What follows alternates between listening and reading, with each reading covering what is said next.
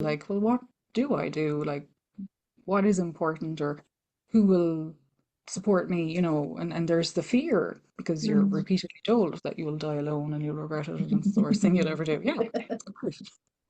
So that given that you live in a pronatalist society, of course, there's a chance you'll have internalized some of those beliefs, and it can be really hard to navigate that. Welcome to the Feel Better Everyday podcast. Every Tuesday, I release new episodes to help you feel better every day. They're trauma informed and VAST stroke ADHD friendly, self with an uppercase S and lowercase s self care designed ideas to support you in connecting with and taking care of yourself, that highest, wisest, truest, wildest, most joyful, brilliant, and miraculous part of yourself, to create a life you don't need to retreat from. So I hope you enjoy this new episode. And if you haven't already listened older episodes at the Feel Better Everyday podcast.com or at selfcarecoaching.net or through whatever platform you prefer. You can also access lots of free resources to find out more about how we might work together at selfcarecoaching.net. And through the book, 365 Ways to Feel Better, Self-Care Ideas for Embodied Wellbeing. And for deeper dives into each podcast episode, there's a bonus interview with my guests where I have guests, or into the theme, as well as access to the complete archive, including the entire Love Your Whole Self chakra journey. And you can access all of that by joining the Soul to Soul Circle. So that's SOLE for the sole of your feet. It's a fully embodied approach. And soul, SOUL, it's a transpersonal approach. It's very holistic. You can find out more at selfcarecoaching.net and evemc.substack.com. So thanks again for listening, and I hope you enjoy today's episode.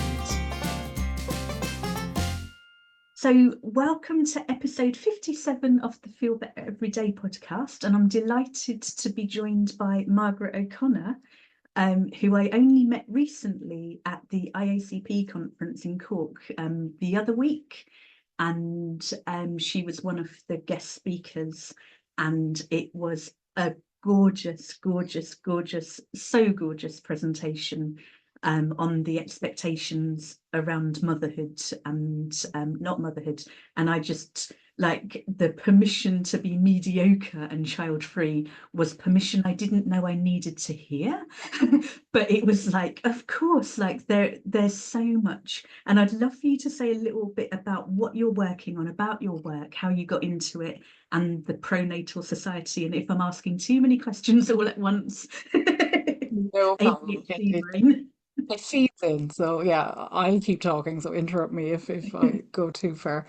So thank you so much for having me. It's lovely to be here and speak with you. So I am a counsellor and psychotherapist. I am based in Limerick, in Ireland. So I work in private practice, some kind of general counselling, and then specifically with a service called Our Kids for Me, which is aimed at people who are not sure if they want to have children or not, or people who have decided not to have children and are kind of navigating that decision. So it is niche, which is fine. As well, I work with a counselling college, so I'm involved in training of with people who are training to become counsellors and psychotherapists. I suppose my own reason, I guess, for getting into that specific kind of work is because I am child free by choice. So, and I suppose just to distinguish a little bit, that's a positive choice. That's something that I Yeah. have wanted to make. And obviously, that's very different from someone who is not able to have children and that's not Yeah. their choice. So I just want to distinguish that. Mm. Um, but yeah, and I suppose, for me, it even feels a bit strange to call it a decision because it's just something I've simply never wanted to do. I have never had that urge, or when I was looking at my life or making decisions about what I was going to do, it's never something that appealed to me or that I saw in my future. As I talked about a little bit at the conference, I suppose it did move between being an abstract choice around something that may or may not happen, far Mm. off in the future. And then it became a very tangible choice of like, oh, okay, yeah, do I actually mean this? Do I follow through on this? When I was about 29. So yeah, and yeah, just said didn't really foresee anything changing. And as I said, I'm Yeah. 42 now, nothing has changed. My view on that has stayed the same. So kind of adapting to life of, thinking, okay, well, I'm not going to have children. So what do I do with my life? What does life look like? How do I Now, prove myself? How do I validate my existence?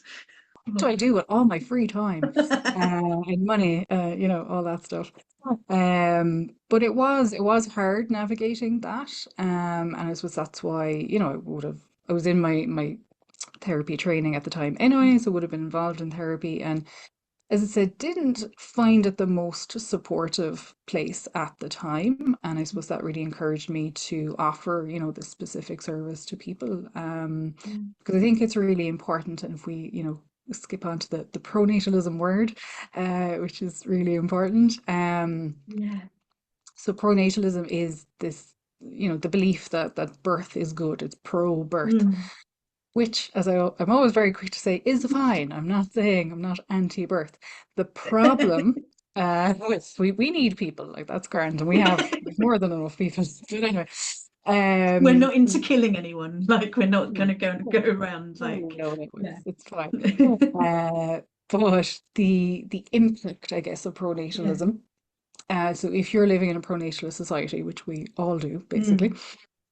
um, this is what happens if A, you can't have children, Yeah. or B, you don't want to have children. Yeah.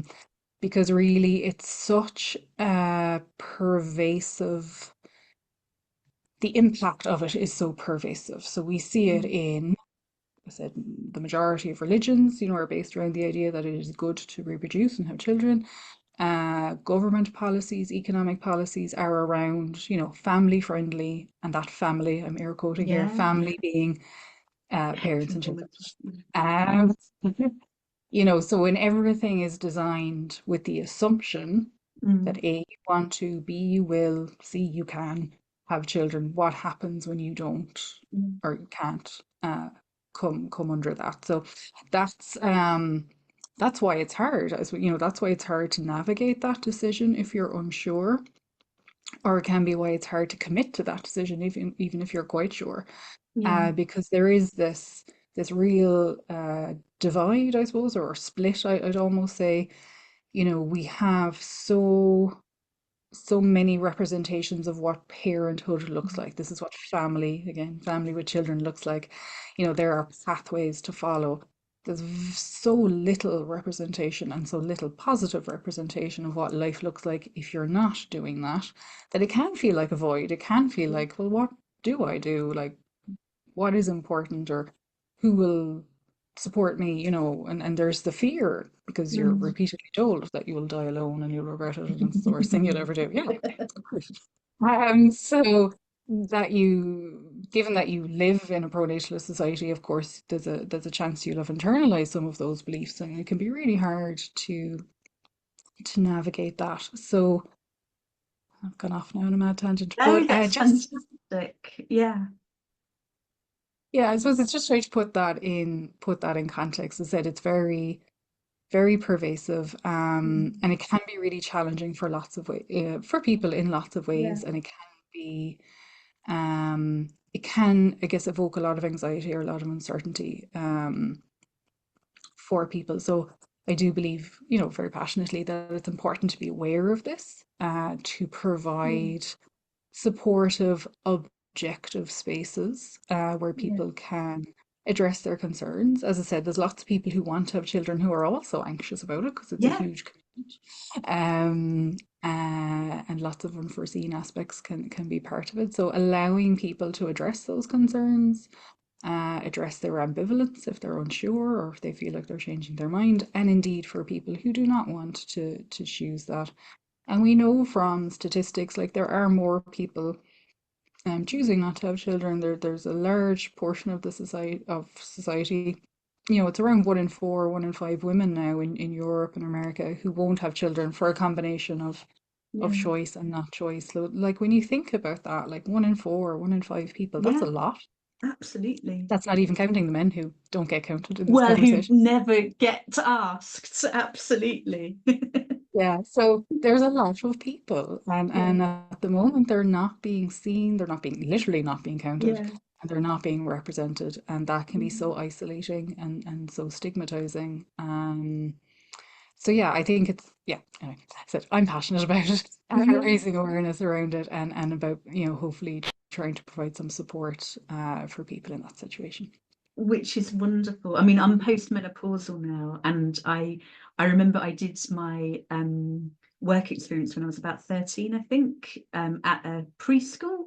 Oh yeah. And I flip-flopped between I love kids, I'm never having kids. I love kids, I'm never. And because I didn't know the word pronatalism until your session, but Yeah. because of the pressure, but then I'm postmenopausal, but I had Yeah. endometriosis diagnosed Okay. in my 20s. So that kind of awareness, but it was your talk was so healing for me. Just thinking, like, I kept waiting for, is there going to be some day where I'm in floods of tears that I never, and it's all this kind of, my partner has 6 children, Oh wow. by his ex-wife, but it's a really interesting, like when you think about the culture, and especially like Irish Catholic, and so many religions where, but I'd love to know how it impacts your self-care and your uppercase Yeah. self-care. Yeah. And could you tell me a bit about your ideal and actual, like in the morning, later on, in the evening? Okay. Getting out to the nitty-gritty.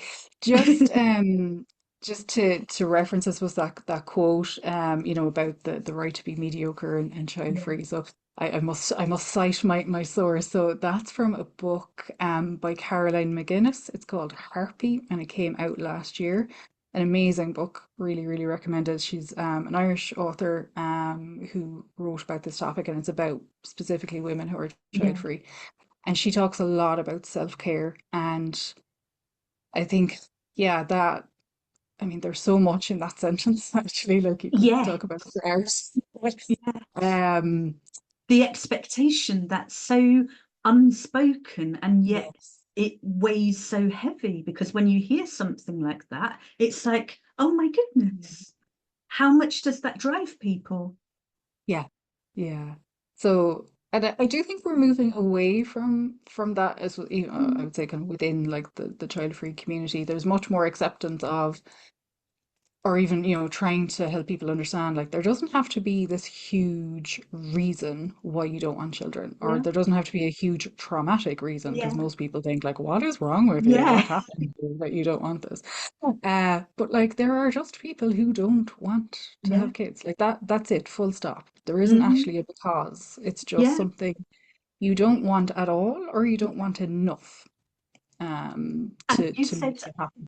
something gorgeous. I'm sorry to interrupt, but I remember you saying something like you'd never go up to a family and say, what made you have two? Or like, why did you the second? Like, it's just so rude and intrusive. Yeah. Yeah. Yes, it's perceived that way, and yet, I'm sure anyone Yeah. listening, if you're in that situation, if you say you don't want children, you are Yeah. asked why, and Yeah. people want a reason and an Yeah. explanation. To justify yourself. Yeah. Yeah, like for some reason that's okay, which is also not. Yeah. Yeah. So yeah, so first of all, that okay, there doesn't have to be this like huge reason, and also then that you're not making up for anything.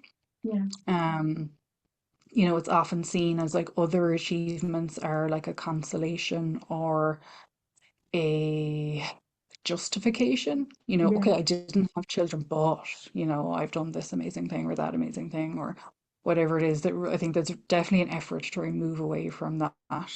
Um, but it's really hard. And I suppose to me, that connects like the biggest thing I would see in my client work and in training, it's really interesting as well. Like, we know, and I love this, like as therapists, it's our job to look after ourselves. It's Yeah. written in our code of ethics. You are Yeah. professionally negligent if you do not act like, I'm like, this is amazing. What an amazing job. Like you have to do this. Um, And, always talking about that with students or whatever, but like the blocks, like how hard it is and the beliefs that get in the way. Yeah. And I just think this is such a huge, or can be such a huge block to people. So, like, because you don't have children for whatever reason, you Mm. still deserve self-care. I mean, which sounds such a stupid thing to say. We also still need to say it. It's We not that well. do. Yeah, like because this is the thing that kind of Yeah. seeps in. It's like, oh, well, I'm not tired enough, or I'm not, I haven't. Well, I don't feel like I have more time anyway. But that's me. I'm Like, thinking I can only imagine how people with kids manage because I'm perpetually exhausted oh my and God, not knowing how I navigate just me. absolute same. Like, I don't genuinely, my God, so much respect.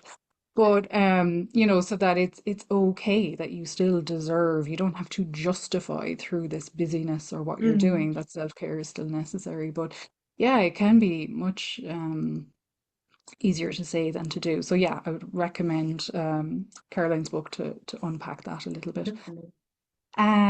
My own self-care. Okay. Ideal.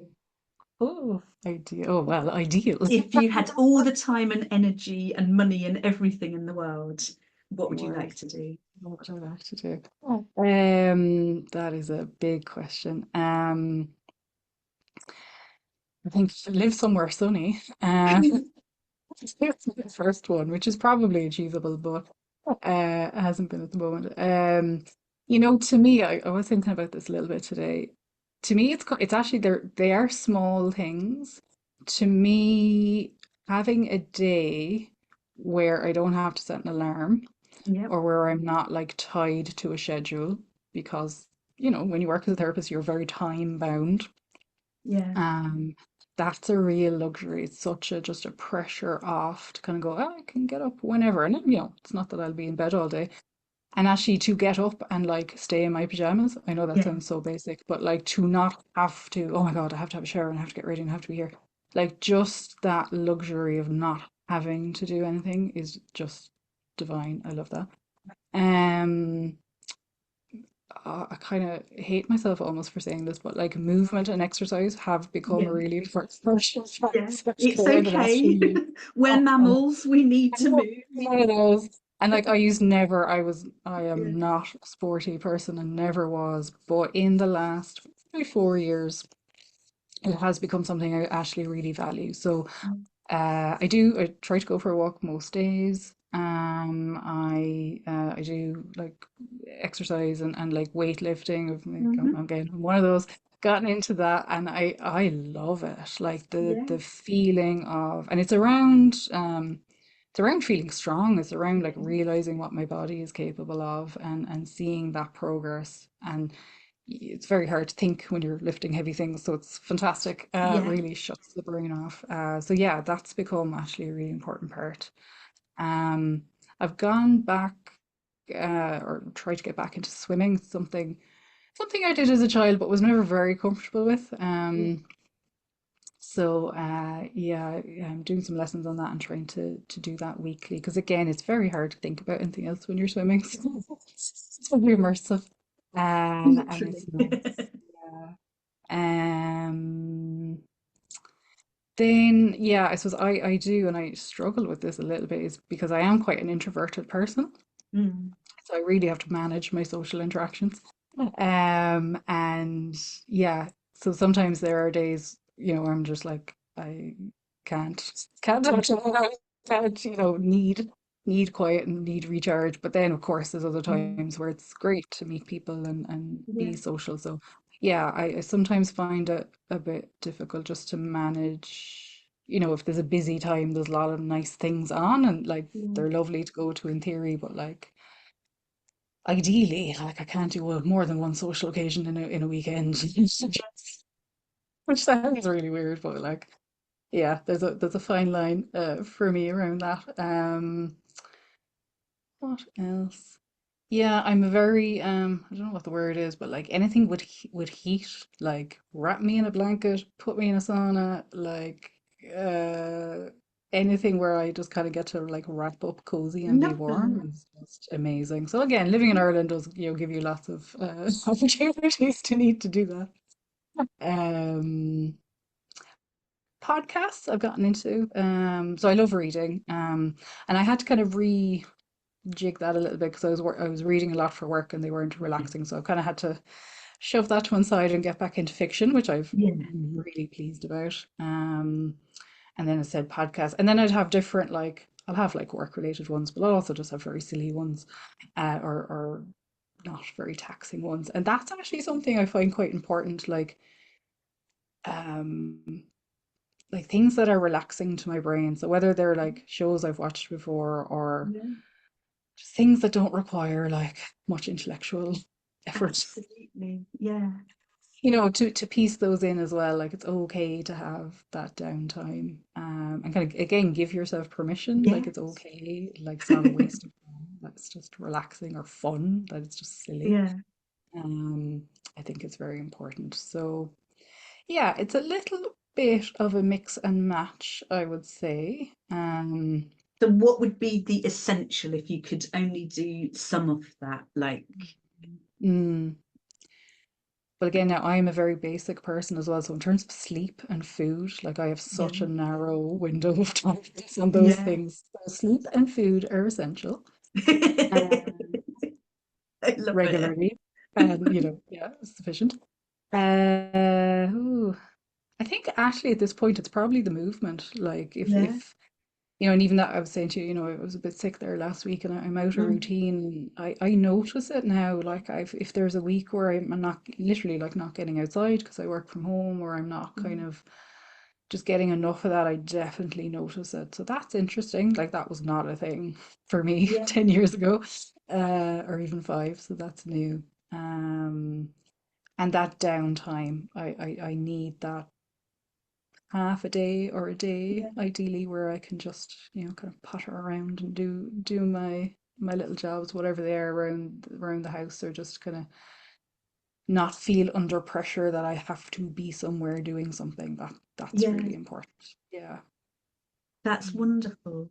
And if you could go back in time to your inner child at any age or younger you, any adult age, what love, compassion, wisdom, anything else you'd like to share with her? Mm.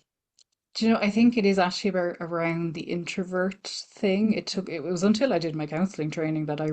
realized, what that was, and it was okay. It wasn't just like a Yeah. personality defect. Yeah. It's me. And that really was like game changer of like, oh, this is just how some people function, Yeah. and that's okay. So that was so important. And yeah, as I said, I was in my mid-20s when I figured that out. So if I'd known that earlier, that was probably would have been helpful. Um, and just to be more, yeah, probably just more compassionate around that. Is probably it. And Yeah. also maybe just that piece around like have a bit more fun, we can Yeah. all be very serious sometimes. So you just have Yeah. to, watch the cat video or, whatever works for you. That works for me. And that's okay too. Absolutely. Well, thank you so much. We'll be sharing a bonus video with you for the Soul to Soul Circle, but can you tell people where they can find you online, both your website and any social media you want to promote? Absolutely. Thank you so much. Yeah, so it's Our Kids For Me, .ie is the website, and Our Kids For Me on Facebook and Instagram. So they're the Yeah. best places. I do have my own podcast, just to push that. So there's a few seasons there. I'm not active. Have I? I did some episodes earlier in the year. I'm not actively on it at the moment, but yeah, I suppose just hearing and particular hearing Irish people talk about this, because I suppose it's that piece of, you're not alone, and it Yeah. can feel like you're alone sometimes. So not exclusively, but at the start in particular, it was around talking to people who had grown up in this culture, And experiencing that. what's the podcast called? The Our Kids For Me podcast again. The So if you Archives. search that, yeah, it's on Yeah. all the usual I had things. found it, ADHD brain again. I'm sorry. I just want people to be able to find everything for you. Thank you. Appreciate that. But it's such valuable resources, and thank you so much for your time. It's been an absolute pleasure. Thank you.